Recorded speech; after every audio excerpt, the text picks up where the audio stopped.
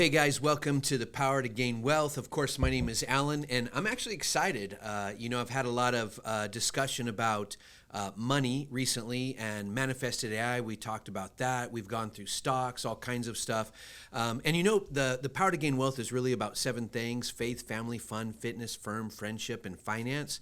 And so I happen to be here with a celebrity, well, at least, a national bestseller, which that's great, which I'm excited about because he actually happens to be my son, AJ Diaz.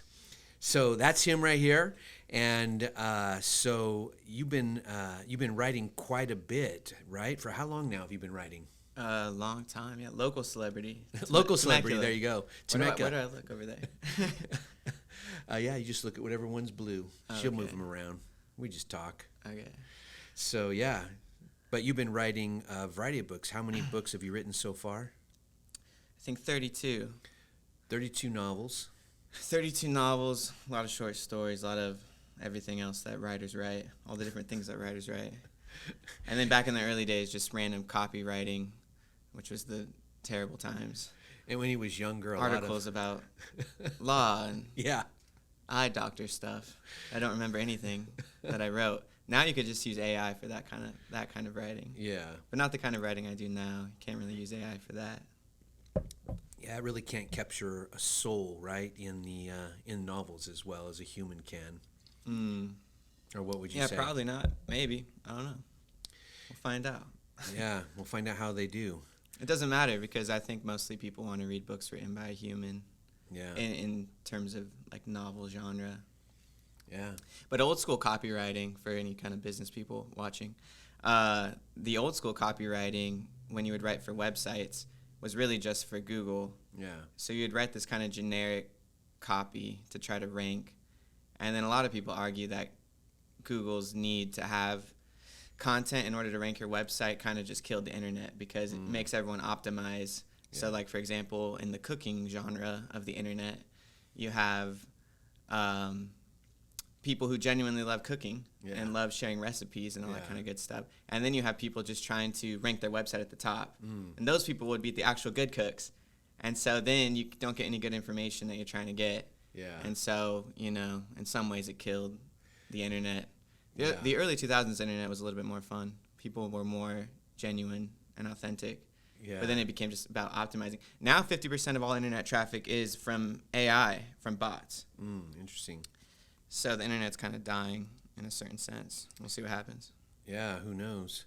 So you've done a lot of copy in your younger years. Before you were doing all these books, you were writing a lot of content for all of our businesses and stuff like that. Yeah, a lot of businesses. And it was like my secret power. I had this guy in there just writing all kinds of amazing, rich content. Made all our sites just fly to the top. But now you've been writing for, what, a little over how many years now? It's 14, 15. 14 years. I always get this wrong. That's why I got to ask questions. Sometimes I get my dad wrong. He says, "Dad, that's not it." So you started writing when, and when did your first book come out? Wrote my first novel when I was 16. It's about 200 pages, mid-grade novel, 16 and a half. Took me 17 days. I don't remember how long any other novels took me, but I remember that one.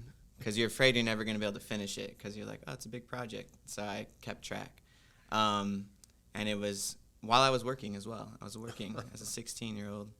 And then the first one came out a couple years later. I wrote 5 more novels until I got one that was pretty good. And then released a bunch of books. Released a series of 5 books in the early days of Kindle. It was 2012. Yeah. What's this year, 2025? 2025. Yeah, 2012, Kindle was really hyped. So I sold a lot of novels in the early days of Kindle and then just kept going on from there. Yeah, now those were your early books, and those were the Taylor Kelsey series, right? Yeah, mystery series. Yeah. Kind of like Hardy Boys or Nancy Drew. Yeah, more an updated modern day version, yeah. And they're still all online. Yeah. Yeah. And so then from there, you started diving into what, more of a dystopian future? Where'd you go from there? Yeah, then after that, because those were all mid-grade, I wanted to write shorter novels. And then, because I was young, so it would have been hard to write, 500-page. A full-length novel, they call it. Mm-hmm. So this is basically how it works in the publishing world. People don't understand how it works. So you have kids' books. Mm-hmm. Then you have grade level kids books. Then you have mid-grade, that's like middle school. Now, normally mid-grade books, that would be like the Narnia series or Harry Potter. Okay.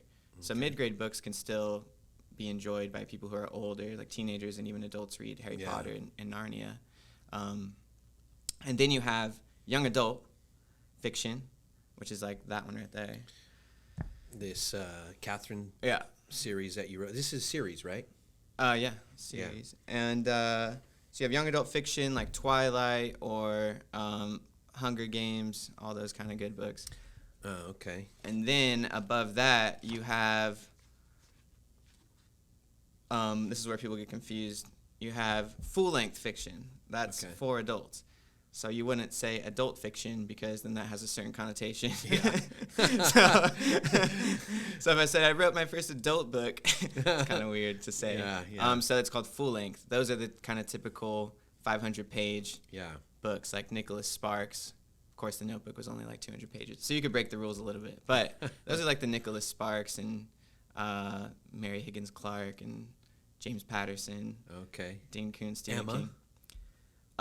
No, that's more, but that's kind of like an old classic. Okay. Yeah, I don't know if that would be qualified. I mean, that's not genre fiction. Yeah. Genre fiction would be kind of your typical fiction that you could categorize, like steampunk young adult or mystery thriller or sci-fi thriller or whatever. Yeah. So the classical books are more hard to classify. So Jane Austen books are just about people talking. But they're like the best books ever written. But they're just people talking, hanging out, and sometimes falling in love. And it's just life. Yeah. No, that's good. But yeah, so anyway, those are called full length. So after I wrote the mid-grade books, I wanted to write longer fiction. So I started to write young adult, which is about 400, 500 pages, almost the same length, sometimes longer than full length. But usually around 85,000 words, I think, is the typical young adult novel. Okay. All the books I was writing before that was 40,000 words. And then full-length fiction is usually around 100,000 words. Oh, okay. Now, have you written any 100,000-word books yet? Oh, yeah. That's all I write now. I don't really write the younger stuff as much anymore. Okay. So, yeah, everything I write now is about 100,000 words. Oh, okay. Now, people always ask the question, and just kind of get your take on it. One of the biggest arguments during Kindle, when that thing came out, everybody's going to get rid of books. Book companies are going to close. Nobody's going to be able to go down to the street corner. Now everything's going to be on Kindle. We don't need all these books. But we've seen kind of interesting things through that whole process. What do you think about that?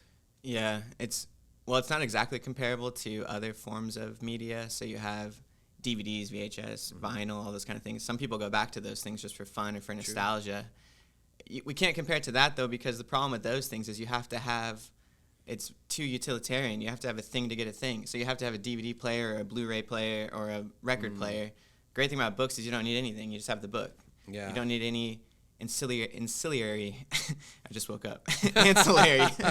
He's been traveling a lot. Ancillary tools to utilize the book. It just is what it is. It exists as its own axiom. And so, they thought maybe Kindle would kill it, but a couple things, like people want to show off the book they're reading. So if you're reading a Kindle in the coffee shop, you can't show off the book you're reading. Yeah. People want to make friends or meet someone, or if you're young and dating, you want to read like some book, so then the girl comes up to you like, wow, you're reading that book, Yeah. Or you want to see what other people are reading. Like it's fun to see what people are reading at the airport or and so obviously you can't do that on a Kindle, or at the beach. And I've made lots of friends just from seeing what they're reading at the coffee shop. And I'm like, I've read that too. That's awesome. So there's that. But yeah, a long time ago, they thought it would kill it. It never did. Yeah. Borders died, but Barnes & Nobles was doing well. Yeah. And then there was a study in in the height of Kindle, it was like for every 100 ebooks sold, 104 paperbacks sold. Okay. But now that gap has even widened even more. That was a long time ago. Yeah. Now, paperback and hardcover do a lot better than online books. So they've gone back to that. I know I'm older and I grew up with books, so I just love books. I prefer them. The problem is then I have stacks and stacks of books everywhere. So I do have a combination, but I usually end up with owning it in book form and on my Kindle. Yeah. But I love just the touch, the smell, a DVD player. You could smell it, but it might not smell too great. These books smell great, and you can't get that with a Kindle. I'm weird like that. I get nostalgic with books, and I love books. Yeah, it's hard to imagine books would go out. But then again, novels are called novels because they're new. That's why they call them that. They said, "Oh, this is novel. It's a new thing." I mean, novels have only been around for like 200 years. Books have been around for a while, but even books are relatively new to human history. Yeah, which is kind of interesting. Yeah, that is interesting. And so that's good to know. So you think, well, you basically just said it earlier. You're not sure how AI is going to affect book writing and human written books and things like that. Well, I know how it'll affect book writing. I don't know how it'll affect the publishing industry exactly. Okay. I mean, for one, like I said, the internet's getting taken over by AI in a lot of ways. Mostly a lot of like AI slop, which is unfortunate. I see a lot of people doing advertising. You could be rich. You could be a millionaire. You can do this. Just go here, make your book, have AI write it, throw a cover on it, and sell it. I mean, I don't know how accurate those guys are. Most of that stuff is pretty fake, and they're not really making much usually money. They're making money off of selling their course, But yeah, a lot of people are throwing up slop books on Amazon. I mean, Amazon is a thing where you have to like check off that it's written by AI. Yeah, we'll see how it goes. But the main publishers will have to act as gatekeepers in terms of putting the books into the stores. Yeah. The interesting thing is, what do you do with the AI books when people copyright register them? Because when they copyright register them, a copy is supposed to be sent to the Library of Congress. Yeah. So now the Library of Congress is going to be filled up with massive books. Way too many books. It already has the most books in the entire world. Really? Wow. I think maybe, I don't know how many times more than Alexandria. You have to look it up, but way more than Alexandria could ever have hoped to have. Yeah, I don't know. I just know that the library in Alexandria, Egypt, I've been there once, spent some time there, but it was huge. They claim they collect the most data in the world, but I have no idea now. I haven't kept up with that in a couple of years. Yeah, the Library of Congress is bigger. But the problem is that people are doing it from other countries, trying to like make passive income. Yeah. So they're just using AI to write stuff. Yeah, I don't know how the future of all that will look. But I know that there's a bond between readers and writers that'll never go away, that readers want and writers want, where you have your favorite writer and you notice his style. He has a particular style or a particular sentences he uses in every book or a particular vibe that you're trying to get. AI won't really be able to replicate that necessarily. It won't be able to create that connection between the reader and the writer. Well, we've noticed, and I don't know if we're allowed to say it, maybe we are, but we've noticed certain high-profile authors that now they don't necessarily use AI, but they're using other writers, and you could see this drastic change in writing style, and you're like, I don't even like reading this one particular author anymore because it's not even really him. It's just a whole team of other writers. Yeah, which is really all that an AI is. An AI is just a large language model, so it's multiple voices being put into one thing. So in a sense, AI has already been around, I always say. Like AI has already written, for example, the Fast and Furious movies, written by a committee. Not that great. Yeah. You know, some people like them. Yeah. I like them a little bit, but they're so LLMs have already kind of been around. It's more of a volume issue. So now that anyone has access to just create anything, the problem is those kind of people that would think to do that are not people who read books anyway. Yeah. Like a guy in our family that we know that is that kind of guy. Yeah. He doesn't even read books ananyway. No. So he has no idea what's a good book. He can't even write a sentence correctly. So people who are actual readers and enjoy fiction, and people who write, I don't think it'll affect it. It's more of a volume thing because, there's already been, in a sense, large language models around for the last 200 years. Anytime a committee creates anything. But, too many cooks in the kitchen spoil the meal. It does. Because then you have no unique vision. Yeah. And that's even what's happening with Hollywood movies, is that most of them are written by 20 people, plus all the producers, plus everybody. So they come out very generic and bland. Whereas back in the day, in like the early 2000s, or even before that, you'd have these singular visions. Yeah. And you'd go back to the classic days of Hollywood. Yeah. And everyone would know, like, this is the Cecil B. DeMille movie. And it was completely his vision, right? Yeah. It was nobody else's. Or this is like the Frank Capra movie, like It's a Wonderful Life. Or this is a Hitchcock movie. Yeah. Hitchcock didn't have, it was his singular vision. Yes. Him and his wife, they did them together. Yeah. And nobody else. It was him. It was all Hitchcock. Yeah, he made it all up. Yeah, so anyway, people will still be starving for that singular vision, I think. I love that there are some great authors that haven't sold out in a sense, like you talk about Cecil B. DeMille, right? Like Dean Koontz. He writes every one of his books. Yeah, he still writes every one of his books. Phenomenal. Yeah, it might. The thing is, the AI stuff will affect the internet books a little bit, but not so much the paperback and hardcover. Yeah. Because there's only so much shelf space in a bookstore anyway, so you can't inundate it with AIs from random people you've never heard of. It's gonna have to be people who you know are real, and like agents and publishers will confirm that they're real, and that they have a unique vision or a unique heart, or something unique to say. So my thing is AI might actually make writing better, because already so many books in the bookstore that I pick up are generic. So there's like no point to read them anyway. It's like someone busted out a mystery, but they had no connection to it. They had no care. A guy like Dean Koontz, who I love, every book he writes, he really, really cares about it. And he's putting something of his heart and soul into it in some way, something that he cares about. Those are the only books that will be able to survive. Yeah, I've went through a few books, and I'm reading them, you know, some novels. I'm like, man, these novels are bad. Sometimes I want to throw them away. Sometimes I even want to go burn them. I'm like, this isn't even worth selling or even reading. I have a hard time not completing something, so I always complete them, and then I throw them away. But it actually reduces my bookshelf. But yeah, there's so many writers that are just not good. They're not trying to write good content. Yeah. Yeah. Yeah, there hasn't even been that many good writers in world history, in my opinion. So it's hard to be a good writer. It is. And but writers, it won't affect writers who really love what they do, because if you love what you do, then you wouldn't want to give it to an AI to do it for you. Yeah. Because it's the thing that you love doing. Yeah. Even DHH, the famous programmer who made Ruby on Rails, he said that recently. He doesn't even use ChatGPT to write code. He writes every single line of code by hand. Wow. And he says, is that more efficient? Probably not. He says, but it's better for me because I love writing code. It's it's my love. It's what God put me on there to do. Yeah. So why would I give that up to someone else to do it? So he uses it on the side to you know, help out with different things. But that's one of the things I've noticed about you, you know, watching you write all these years and gallivant in different countries and stuff, is you write more from you just love to write. It has nothing to do with making money. Money's nice and it's good and you need it, but at the end of the day, and so speak on that a little bit. Is that basically what you do? You just go out and just write what you want to write? Yeah. Yeah, I tried to take the year off last year. When I turned 31, I tried to take the whole year off. I just turned 32. And so I kind of took it off. I just told myself, like, just enjoy the year and don't push to write or like how I always have. And then at the end of the year, I'd written, I think, like 2 novels, 2 screenplays, 30-something short stories, and like 1,000 poems. And so I was telling my sister, I was like, yeah, I took the year off. And she was like, hey, be careful saying that, because your version of taking the year off is different than another person's version of taking a year off. But to me, I felt like I did nothing.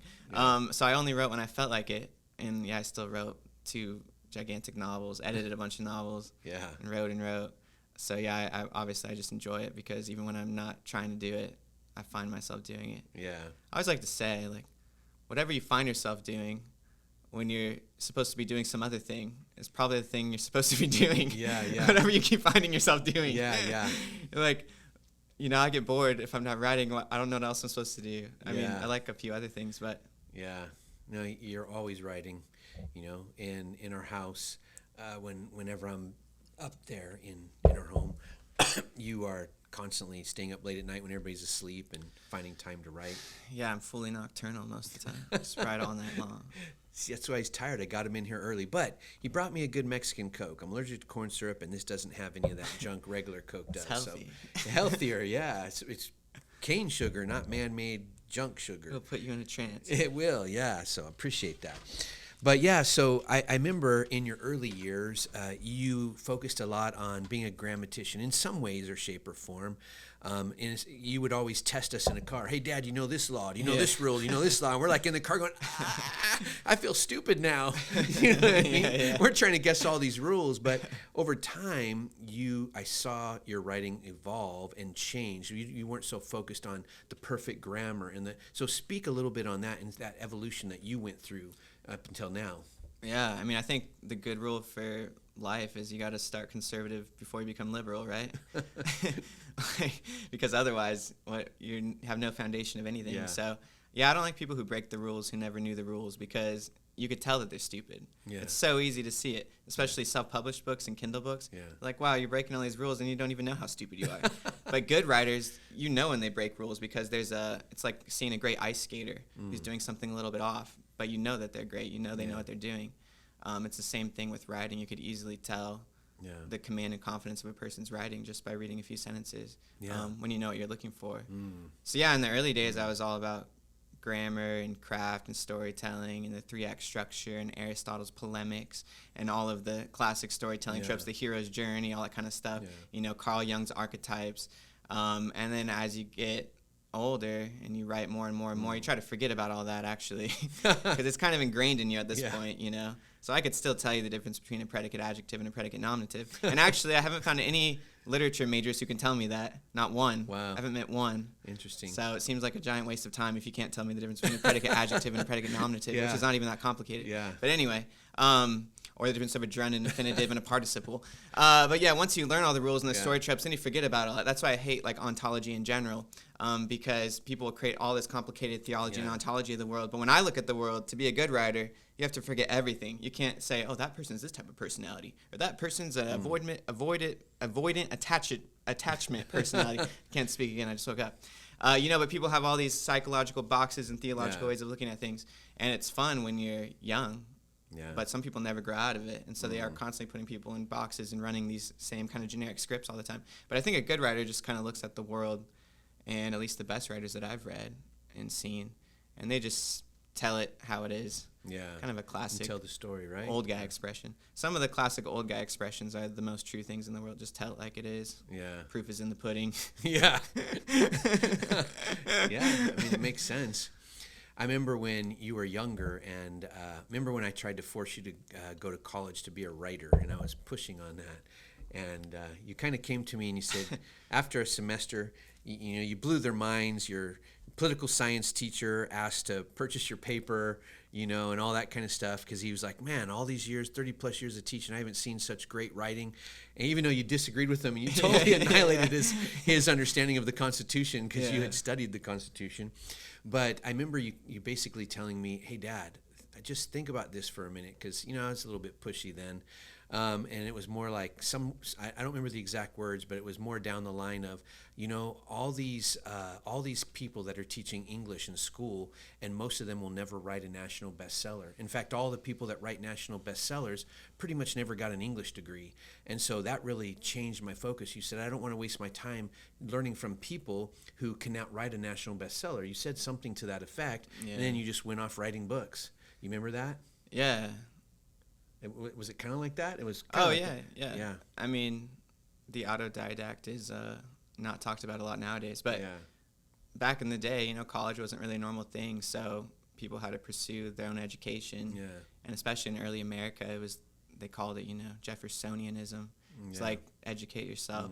But yeah, where did Shakespeare go to college is the question. Nowhere. Yeah. Where did Ray Bradbury go to college? Nowhere.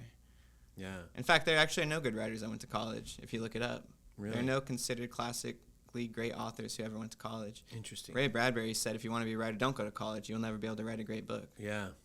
Because then they teach you how to think. They tell you how to think, and you run that script for the rest of your life. And then now you can never see what's actually happening in reality because it's coming through the prism of what you learned.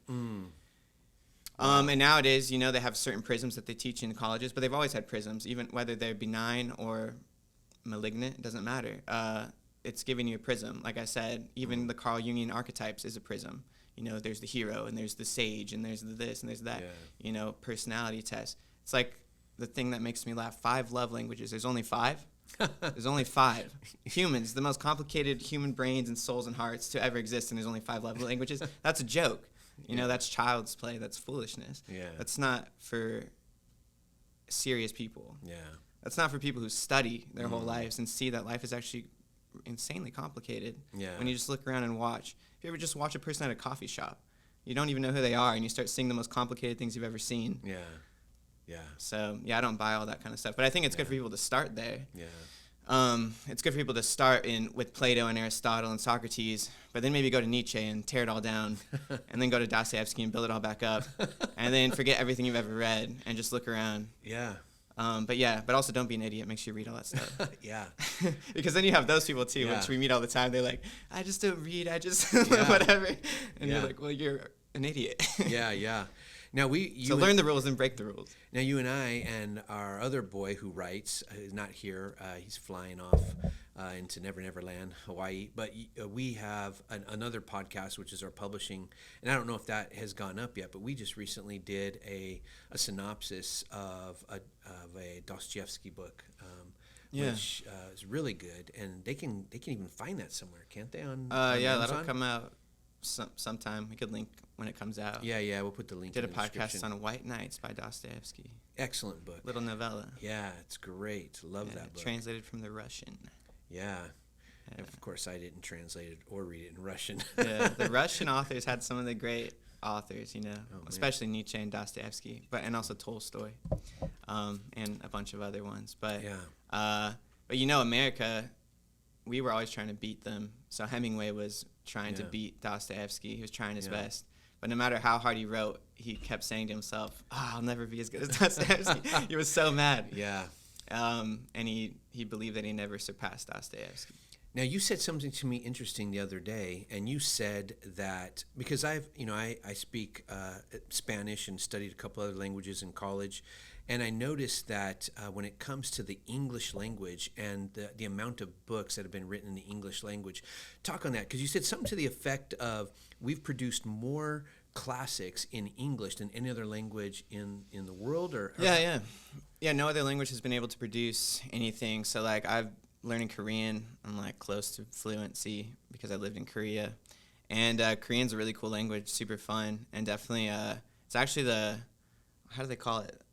Like I said, I just woke up, but the quickest bandwidth of a language. So you could get the most bits of information across in the shortest amount of time.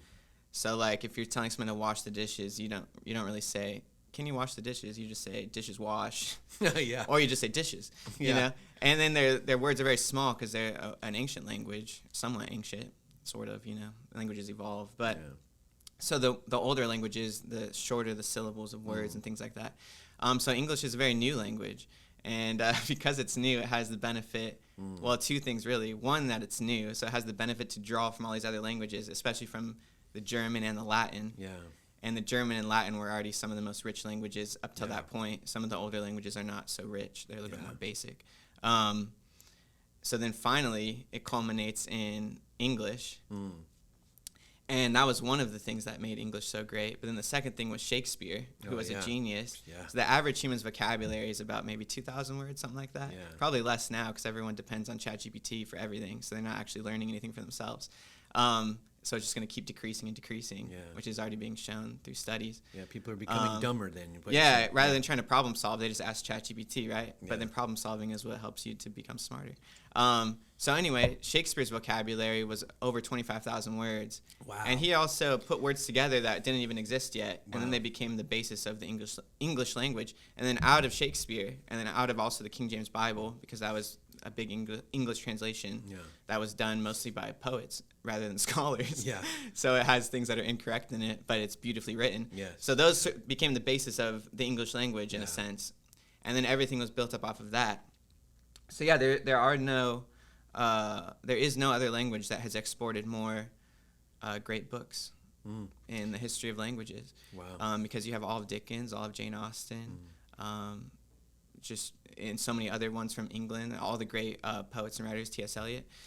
And then American, you have Nathaniel Hawthorne and Mark Twain and Edgar Allan Poe, and the list goes on and on and on. There is no list longer. Spain has Don Quixote. That's about it, almost. Nothing That's really the famous one, which I'm reading that in Spanish right now. Oh, man. And France has a lot of crazy stuff, but nothing like ours. Yeah. I do love the French works by Alexandre Dumas, one of my favorite writers, and of course I've been spending a lot of time in his different books. But so many of you know him by Count of Monte Cristo or The Three Musketeers. Very great books. Man in the Iron Mask, very good, well written, good stuff. But again, they don't have as many as we do. The problem too is that their language doesn't have the grammar's not complicated enough to express ideas. It was Chomsky Yeah, Chomsky. He said that the limit of your universe is the limit of your vocabulary. Yeah. Which is probably true if you think about it. And so the grammatical weirdness of English that makes it probably the most difficult language for people to learn. Also allows us to express ideas that other languages aren't able to express. And then it's also the fact that we come from, we have such a rich history. So, like I sent you a video from the guy, I forgot his name, but where he shows, the Holy Spirit. Yeah. That word, spirit, comes from the Latin. So it's a soft word, and it has a certain connotation. But we also have Holy Ghost. Yeah. And that's from the German, and that has another connotation. Yeah. In Spanish, you don't have those. Yeah. You only have one. Yeah. We have two. Yeah, interesting. Not only that, but we use prepositions in a way that no other languages use them. So I could say, I dreamt away the day. There's no other language on the face of the planet that you could say that. Wow. Not one. Wow. You can't put dream and away together like that. It makes no sense. Yeah. Or I loomed over her, Yeah. I'm like leaning over the bed. I loomed over. Yeah. You can't use the word over like that in any other language in the entire world. Interesting. So it's the most complex language, but the most robust. So that reminds me of what you said earlier, that some of those old men sayings, so there's these old pastor sayings that sometimes still float around, and one of them is, words create worlds. So there you go. So all what you said in 3 words. Yeah, words create worlds. But yeah. Now, you mentioned that you had been living in Korea, and you actually floated off to a few other countries. But what series were you working on of books, and why did you go there, and where can they find those books? Yeah, that book hasn't come out yet, but it was this book that it's a Taylor Kelsey book, like the kids' books that I had written, but it's disconnected from that series, and it's for adults. So it's kind of a weird thing. Okay. People don't really do that. I'm just doing it for fun. Or it just came to me. I wasn't really trying to do it. So anyway, it's that character, but she's all grown up, and it's not for kids. It's for older people. Okay. And it takes place in Korea, Osaka. Okay. Well, I think it mostly takes place. I was writing a couple of books, but the books I was writing at the time, they took place in Korea, in Seoul, in Osaka, Japan, in Singapore, and in Bali. Okay. So then I went to all those places, and which was good because it was different than what I thought. Yeah. So it changed the writing. Yeah, that's great. Yeah. So how important do you think it is to go to some of these places when people write about them?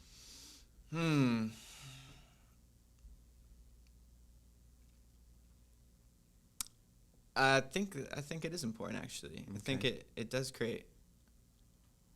It depends on the type of book, actually. Yeah. But I do love when, like, Dean Koontz, for example, and you love it too, when he sets his books in Newport Beach or in Los Angeles because he lives in that area, or even in Irvine. Yeah.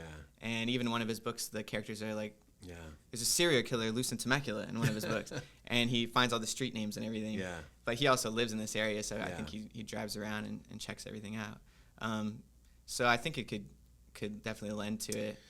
In kind of just basic genre fiction, I don't think it's that important for the writer to go to the place. They could just get some maps and check Google Maps. I love when writers take fictional stories and put them in, like, real-time places. Like, I was in 2019 in Popolo in Italy, and Popolo is if you ever watched the movie The Count of Monte Cristo, it's where they have that masquerade party celebration. And so my wife and I were there, and I was like, wow, this is what's described actually in the book of The Count of Monte Cristo, this entire area. And I'm just blown away. And it feels like you're a part of history because you know the author most likely was there because he describes every detail of that area. And I personally love that. That's why I ask you sometimes weird questions. I've asked you this before, like, where did you write that book? Because I like to know, like, where were you writing? I've written books, and I've written them at Denny's because the only thing open at 4 a.m. because that's when I woke up. Right. You know what I mean? And I just geek out on that stuff. Like, I love to know where authors were writing their books and that kind of stuff. But I love when you guys put those real-time locations in the book. You know, I don't know. It makes me feel like the magical world or the imaginative world is connected to the physical world, which shows me that, you know, we can have magic here too. Yeah, definitely. Yeah, I like when writers write in those kind of places. I mean, that's what Hemingway was famous for, joining the war and then, you know, conscripting himself in the Spanish War, and then Also learning Spanish. Yeah. And then he was able to bring all of that experience into his novels. Yeah. But then he mostly wrote in Paris. Yeah, it's interesting, huh? Which is like the classic place. Yeah. Classic place to write. The classic place. That's always my dream, to be able to sitting with my boys at a coffee shop writing some books. Yeah, well, that's the great thing about traveling in Asia and all that, is that it's cool to write anywhere, but maybe Southern California is not always the coolest place to write. Definitely not as cool as a coffee shop in Seoul or Singapore. You know? Yeah. You're in like ancient Singapore where England had, the British Empire had once colonized, so you see all the British colonnade like buildings. Yeah. And all the influence of that everywhere you look, and it's pretty cool. That's pretty cool. So I think some of the guys might want to know, and gals that are listening, like, so there's still money to be made in book writing. Yeah? Oh, yeah, definitely. Yeah, because it serves the function that humans need, which is stories. Yeah.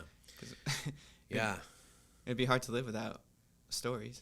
Yeah, I was reminded during COVID when a lot of people stayed home and that kind of thing, and people weren't traveling. And I was thinking, from my experience in all the counseling that I had done for marriages, I was a marriage counselor for many years in the church realm. And I noticed that one thing about humans is that they need to entertain themselves in some way. If they have a lot of money, they go to Paris, or they go to some exotic location around the world, or they go these places. If they're can't afford a whole lot, they might travel within their country or go camping, or do something like that. If they're a little bit on the poor end, they might get a book and at the library and go to a coffee shop and have a coffee. And so no matter where people are in the world, they always have to have some form of entertainment in their life to be a reprieve from the world and the chaos, the weight, the pressure. And so I think that, my personal thing, what I see is people are still buying books like crazy. I go to Barnes & Noble and they're still flooding in. They're doing great. Oh, yeah. So there's money to be made there. And if you're a reader and you love that, man, whether it's fiction or nonfiction, there's so many great things out there to read. Yeah, books. I don't think books are going anywhere anytime soon. And obviously people need movies and TV, and people need stories. And then there's like a whole philosophy on where that even comes from, because you can look at it from different perspectives. So probably the less true perspective, but still kind of fun to think about. Yeah. But let's say like you're in a materialist world and we're all evolving and we're all cavemen or whatever. Well, it wouldn't be advantageous to lie. I'm still a caveman. Yeah. It wouldn't be it wouldn't be advantageous to lie to one another if you're in a small little pack and you're gonna die from the ice and the saber-toothed tigers and all that kind of stuff. So then the question is, when did it become advantageous to lie? Because stories are just lies. But interesting, huh? One day, if that was the way the story went, one day, maybe someone needed some courage, and then so someone told a story of like, one time I took down a saber-tooth. It was a lie, but it encouraged people, and then they went out and, were encouraged by the story. So at some point it became advantageous to lie. How many people died listening to that lie? Yeah, exactly. But they went out with courage. But that's still happening today, though, because people will, get the wrong idea from a book or a movie, and then they'll go die. Yeah, that's crazy. The stupidest thing I've ever seen was like a long time ago when that Ryan Gosling movie called Drive came out. Oh, yeah. And some guy was like, I want to be cool, too. So he drove up to a cop and threw like some hot dogs at the cop, which is weird. I don't know why that's cool. And he got arrested. So obviously people do stuff based on movies, or they do cool stuff, they do dumb stuff, but and then obviously the other story is that we don't live in a materialist world, and then there's something mysterious about how stories serve us, because they speak to some other reality within us or without us, somewhere in the world. Yeah, no, that's excellent. Now, I wanted to touch on this. I wanted to make sure, because I think the audience would be looking for something like this, is you're a ghostwriter, and you are able to write books for people that it's basically you get into their mind and then you write books for them. And because I know there's people out there that are maybe they want a book, they don't want to do AI. They try to put their story in an AI. It doesn't come out very well. And it might come out well for the person who doesn't read a lot of books, but when you read books, you're like, oh, this is a junk AI book filled with junk. So talk about your ghostwriting. I know you can't tell us details because generally ghostwriters are under NDAs, non-disclosure agreement. They can't tell who they're writing for. But I know you got a couple of high-profile people. That's amazing. But that also takes you in the genre of nonfiction. Yeah. Yeah. So talk about that. Well, personal memoirs will actually never be able to be replaced by AI because because how are you going to do that? You're going to be like, hey, tell the story of my childhood. But it doesn't know the story of your childhood. Describe my mom and what she dressed. Well, it doesn't know what she wore. So then by the time you go to describe it, you might as well just have written it yourself. Yeah. At least that sentence, right? Yeah. So personal memoirs will never be replaced by AI. Yeah. But yeah, ghostwriting is cool. And yeah, send in your project ideas or whatever.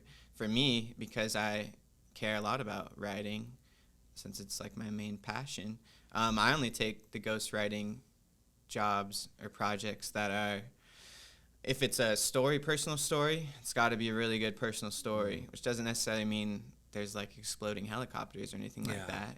Some of my favorite books are like Pride and Prejudice, so it doesn't need to be like chaos and action or something. A good personal story is just, I almost have a theory that anyone's story is good, actually, if it's written well, or if it's made into a movie, if it has good lighting. So it's really just, and that's what ghostwriting is. You could give your ghostwriting project to someone who doesn't know how to write. We had a buddy who did ghostwriting, remember? Or he had a ghostwriter write his book. We read that book and went, this is basically junk. This is worthless. This is stupid. I just wanted to burn it and throw it away. It made me feel so weird. I had to take a shower. Give me like OCD. I know. Yeah. Yeah, and that's also because that writer didn't know any of the rules. So it was just, everything was out of left field. But that's why I love that you pick and choose like what you're going to write. It has to light your fire to want to write it. You can almost render anyone's story interesting with good writing. I mean, all the classical writers thought that. You could take the most boring scene, but if you write it well, it'll turn out well. Same with the movie. You see good movie makers, like even a Hitchcock. The scene's like relatively boring if you think about it, but it's so well lit and so interesting looking. Rear Window. What's that one? Rear Window. The whole thing takes place in the apartment. Yeah, you think it would be boring when you think about it. What? You're going to be in one room the whole time? But it's intense. And if any other director had tried it probably would have sucked. Yeah. So it's just the level of skill of the person. So I only take ones that are interesting to me or I connect with in some way if it's a story. And then if it's a nonfiction, then it would have to be a set of ideas that I think actually would help somebody. Yeah. Because a lot of ghostwritten books are kind of just vanity. They call them vanity books. They're kind of, the kind of book where it's like the person's face takes the entire cover. Yeah. And it's just kind of because they're running for office or something, or they're trying to build their brand. Yeah. I don't do those. But if the ideas are compelling and I think that the world would need them, then my gift would be able to make those ideas interesting to the reader. Yeah. In a way that someone else wouldn't be able to. Yeah.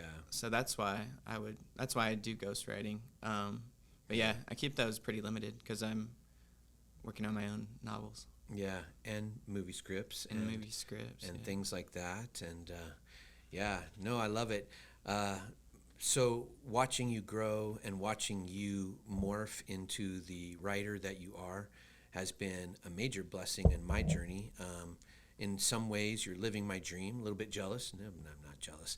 I'm proud of you. But I love seeing you write books and get excited about it, especially when you're able to talk about them and share them to the world. It shows me that you're using your gifts that God has given you to impact the world. And nothing a father would want more from his kid to follow his dream and do well in that. So, yeah.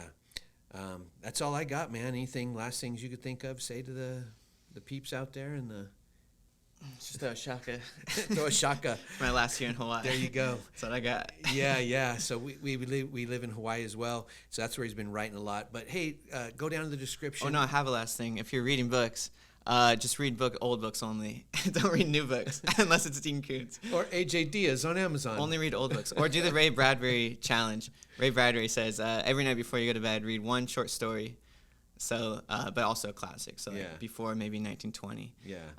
And then read one, or 1930. Yeah. Read one essay, just a short one, like nothing too crazy. Yeah. and read one poem. Yeah. And do that every night for 1,000 days. That's what he says.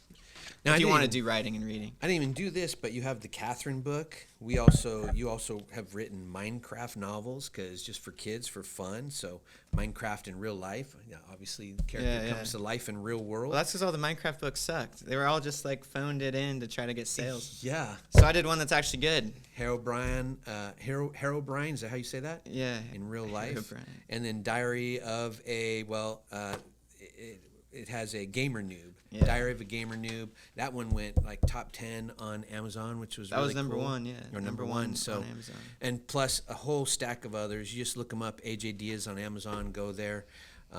Yeah. And if they want to get a hold of you, we could put He's the main character of this one. Yes. Remember that? There you go. Yep. So you should definitely read this, since I'm the main character. Forget about the rest of these. Go to this one. I remember him talking about my personality, being that he's watched me since the day he was born, and putting my personality a little bit in that character, obviously. So, so I like that one. But that's it, ladies and gentlemen. You can get everything down in the description. And, make sure you comment down there and also ask questions because we want to be able to bring great broadcasts or podcasts to you. It's been The Power to Gain Wealth. See you later.